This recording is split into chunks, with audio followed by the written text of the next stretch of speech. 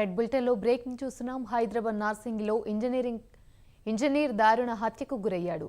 ఇజాయత్ అలీ అనే ఇంజనీర్ను దుండగులు దారుణంగా హత్య చేశారు. ఓ క్వాలిస్ కారులో ఇంజనీర్ను నిర్మానుష్య ప్రాంతానికి తీసుకుని వచ్చి గొంతు కోసి హతమార్చారు. కారులో ఇద్దరు యువకులతో పాటు ఓ మహిళ కిలాడి వచ్చినట్లు సమాచారం. ఇద్దరు ఇంజనీర్లు కాళ్లు పట్టుకోగా ఒక కత్తితో గొంతు కోసి పారిపోయినట్లుగా తెలుస్తుంది. దుండగులు కారును వదిలేసి పారిపోయారు. ఇజాయత్ అలీ దుబాయ్లో ఇంజనీర్గా పనిచేస్తున్నాడు. 20 రోజుల క్రితమే ఇండియాకొచ్చాడు. సమాచారం అందుకున్న నార్సింగ్ పోలీసులు ఘటనా స్థలానికి చేరుకుని ఆధారాలు సేకరించారు.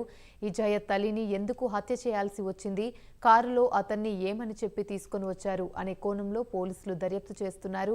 కారుతో పాటు 2 ఫోన్లను పోలీసులు స్వాధీనం చేసుకున్నారు.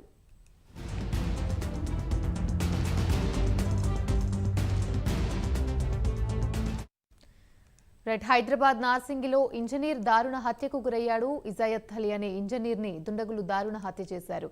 ఇదే అంశానికి సంబంధించి మరిన్ని వివరాలు మా ప్రతినిధి కుమార్ అందిస్తారు. కుమార్, చెప్పండి. థ్యాంక్ యూ అమ్మని. శంషాబాద్ జిల్లాలోని నార్సింగ్లోని దారుణ హత్య చోటు చేసుకుంది. నిత్య మధ్యాహ్నం చూస్తే ఇజాయత్ అలీ అనే ఇంజనీర్ అయితే అతి దారుణంగా దుండగులు అయితే హత్య చేశారు. ఓ క్వాలిస్ కార్ లో ఇంజనీర్ ను నిర్మానుష్య ప్రాంతానికి తీసుకొచ్చి అక్కడ గొంతు కోసి హతమార్చారు కూడా ప్రస్తుతం పోలీసులు అయితే వెల్లడించారు.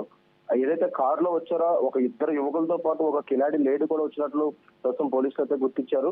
ముఖ్యంగా ఇద్దరు ఇంజనీర్ కాళ్లు పట్టుకోగా ఒకరు కత్తితో గొంతు కోసినట్లు కూడా ప్రస్తుతం అయితే ప్రాథమిక నిర్ధారణకు అయితే పోలీసులు అయితే రావడం జరిగింది. అలాగే ఈ ఇన్సిడెంట్ జరిగిన తర్వాత కూడా కారును వదిలేసి దుండగులు అక్కడి నుంచి పారిపోయారు.